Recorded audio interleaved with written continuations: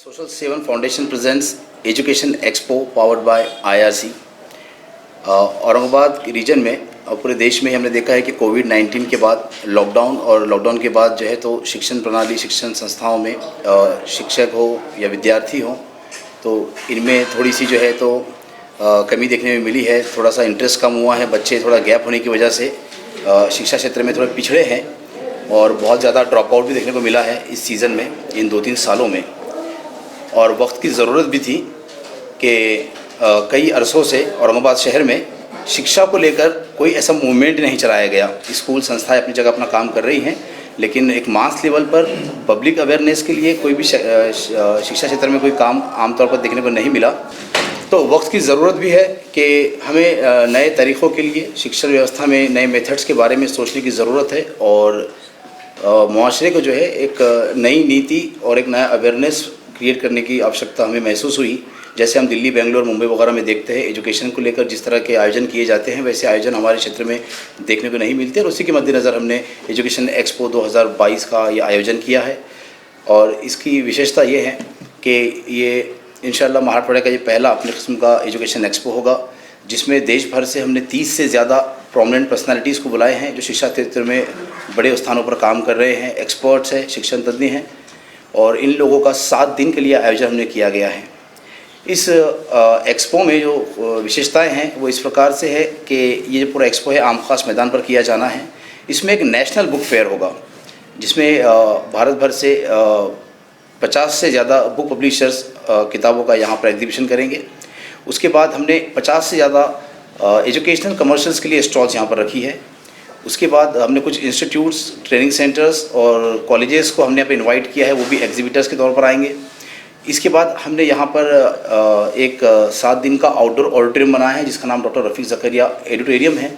वहाँ पर 7 सेशंस किए जाने हैं जो कि शाम 7 से 10 के दरमियान किए जाएंगे, जिसमें नेशनल एजुकेशन पॉलिसी हो, बैंकिंग एंड फाइनेंस समिट है, मोटिवेशनल स्पीकर मुनव्वर जमा, मोटिवेशनल स्पीकर मुबारक काबड़ी साहब, वली रहमानी और इस तरह के दिग्गज जो लोग हैं वो यहाँ की आवाम को शिक्षा के क्षेत्र में आगे बढ़ने के लिए मोटिवेशनल स्पीकर के तौर पर मौजूद रहेंगे। हाउस ऑफ विजडम एक indoor auditorium, invitation only teachers training workshop type का प्रोग्राम है, जहाँ पर यूजुअली कोई स्पीचेस या वर्कशॉप नहीं होगा, वो एक पैनल डिस्कशन है। पैनल डिस्कशन में 3-4 अलग अलग पर्सनालिटीज़, अलग अलग स्पीकर्स अक्रॉस इंडिया यहाँ पर मौजूद रहेंगे इंशाल्लाह, जिनके साथ हम एजुकेशनल टॉपिक्स पर विस्तार से बात करेंगे। मिसाल के तौर पर 21st सेंचुरी स्किल्स, हम 4 स्किल्स को बहुत इंपॉर्टेंट मानते हैं, कम्युनिकेशन, कोलैबोरेशन, क्रिटिकल थिंकिंग और क्रिएटिविटी। लेकिन ये स्किल्स का सर्वाइवल ऐसे कॉम्पिटिटिव वर्ल्ड में कैसा हो जहाँ पर नीट और IIT की लड़ाई चलती हो, तो ऐसे स्किल्स, वो हमारा पहले दिन का एक एक्सक्लूसिव सेशन है। दूसरे दिन हम मेंटल हेल्थ पर बात कर रहे हैं और इस तरह से 7 अलग अलग टॉपिक्स हैं। हम इनविटेशन ओनली प्रोग्राम कह रहे हैं क्योंकि उसका रजिस्ट्रेशन ऑलरेडी वेबसाइट पर और पर्सनल 1-to-1 काउंसलिंग के ज़रिए जारी है। हमने टीचर्स से अपील की, हमने एजुकेशनल डिपार्टमेंट और अलग अलग इंस्टीट्यूशन से अपील की है कि यहाँ पर टीचर्स का ज़्यादा से ज़्यादा पार्टिसिपेशन करें, बिकॉज़ ऑलरेडी पैंडमिक के बाद की सिचुएशन सबको पता है, हालात बहुत पैथेटिक कंडीशन में चल रहे हैं। एजुकेशनल लेवल पर सरगर्मियां अभी जारी है, बहुत सारे ऑर्गेनाइजेशंस वर्कशॉप्स, सेमिनार्स, कॉन्फ्रेंसेस कर रही हैं।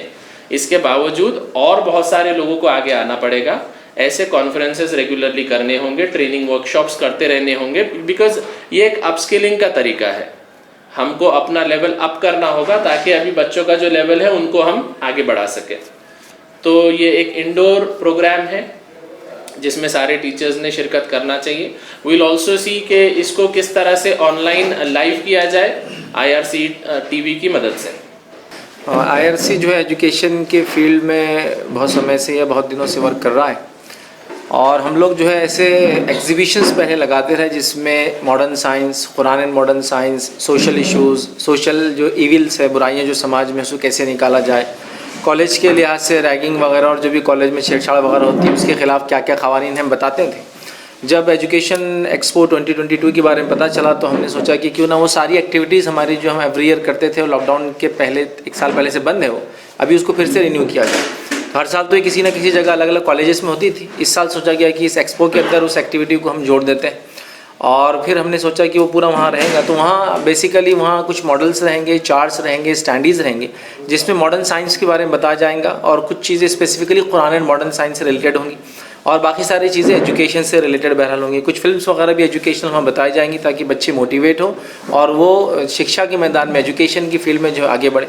इसी के साथ साथ वहाँ हमने जो है कुछ कॉइन्स, करेंसीज और स्टैम्प्स का, जिसको न्यूमिस्मेटिक फिलेटेलिक कलेक्शन बोलते हैं, उसका भी थोड़ा सा एक वो किया ताकि बच्चों के अंदर जो आजकल स्पोर्ट्स का भी जज्बा खत्म हो गया और हॉबीज़ जो होती थी ना, पहले लोग कुछ चीज़ें जमा करते थे, एक शौक़ होता था, आजकल नहीं है, सिर्फ गेमिंग करते हैं और इस तरह करते थे। एक हॉबी पैदा हो, स्किल्स उनके अंदर आए, कुछ चीज़ें जमा करने का शौक़ हो।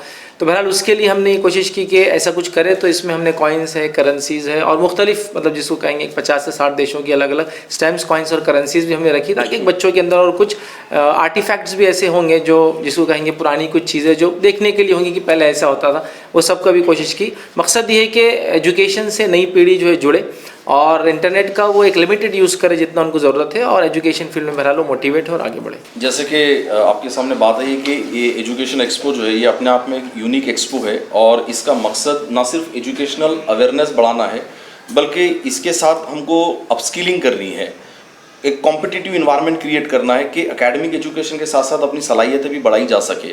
तो इस एक्सपो में हमारे पास 2 तरह के यहाँ पर एक्टिविटीज़ होगी। एक है प्री प्लान, जिसमें वो स्कूल जिन्होंने प्री एनरोल्ड किया है वो अपनी एक्टिविटीज़ परफॉर्म करेंगे, और on the spot second format है, ऑन द स्पॉट रजिस्ट्रेशन की बेस पे कुछ एक्टिविटीज़ होंगी जिसमें कुछ क्विज कॉम्पिटिशन्स होंगे, कुछ एलोकेशन कॉम्पिटिशन्स होंगे जैसे स्पीच कॉम्पिटिशन, डिबेट कॉम्पिटिशन और एक्सटम्पर होगा, कुछ जनरल नॉलेज के क्विज़ होंगे, कुछ इस्लामिक क्विज़ होंगे। इसके बिना पर वहाँ पर जो भी स्टूडेंट उस एक्टिविटीज़ में पार्टिसिपेट करता है उनको ऑन द स्पॉट कुछ इनामत दिए जाएंगे। इसी के साथ साथ कुछ इंटर स्कूल कॉम्पिटिशन्स हम वहाँ पे ऑर्गेनाइज करेंगे जिसमें जो स्कूल सबसे ज़्यादा अच्छा परफॉर्म करेगा ओवरऑल एक्टिविटीज़ में उसके लिए एक ट्रॉफी उसमें होगी। और जैसे कि ये एक एजुकेशनल गैदरिंग है तो इसमें हमने स्टूडेंट के साथ साथ टीचर्स की इंगेजिंग एक्टिविटीज़ इसमें रखी है जिसमें टीचर्स के लिए भी कुछ इनामात होंगे। अल्हम्दुलिल्लाह, असल में अभी बात हुई थोड़ी दिन पहले कि भाई औरंगाबाद में इस तरह से एक एक्टिविटी होने जा रही है कि कुछ हमारे नौजवान साथियों ने बहुत अच्छा बड़े ऊंचे लेवल पर सोचा है कि इससे पहले कभी ऐसी एक्टिविटीज़ हुई नहीं जो सिर्फ तालीम से वाबस्ता है। तो मुझे ऐसा लगता है कि हम सब ने मिलकर ना सिर्फ हमारे जैसे कुछ हम जो तालीम से वाबस्ता है, इसके अलावा दीगर जो लोग भी सोचते हैं कि भाई समाज में कुछ ना कुछ चेंज आना चाहिए, तब्दीली आनी चाहिए और वो आएगी सिर्फ और सिर्फ तालीम के ज़रिए ही तब्दीली आती है। तो ये एक अच्छा सुनहरा मौका है कि हम इसमें, जैसा आपने सुना है कि भाई इसमें स्टूडेंट्स भी है, टीचर्स भी है और पेरेंट्स भी है, सभी के लिए कुछ ना कुछ वहाँ पर एक्टिविटीज़ वगैरह है। तो ये सब एक्टिविटीज़ हम वहाँ पर आकर एंजॉय भी करें और हम जिससे अपस्किलिंग की बात हो रही है कि भाई हाँ अपने आप को ये जो 21वीं सदी जो चल रही है इसमें हम किस तरह से अपने आप को वहाँ पर कोप अप कर सकते हैं, उसके साथ साथ कैसा चल सकते हैं। दुनिया बहुत ज़्यादा हर कोई बात कर रहा है यूरोप और अमेरिका की इसकी उसके कि भाई वहाँ पर इतने सारे चेंजेस आ रहे हैं तो हम भी कहीं इसमें शरीक हो सकते हैं क्या? तो ज़रूर शरीक हो सकते हैं।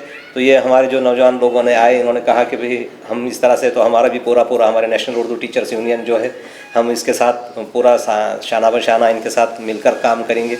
इनके लिए जितना भी हमारा सपोर्ट हो सकता है हम पूरा 100% हमारी तरफ से देने की कोशिश करेंगे।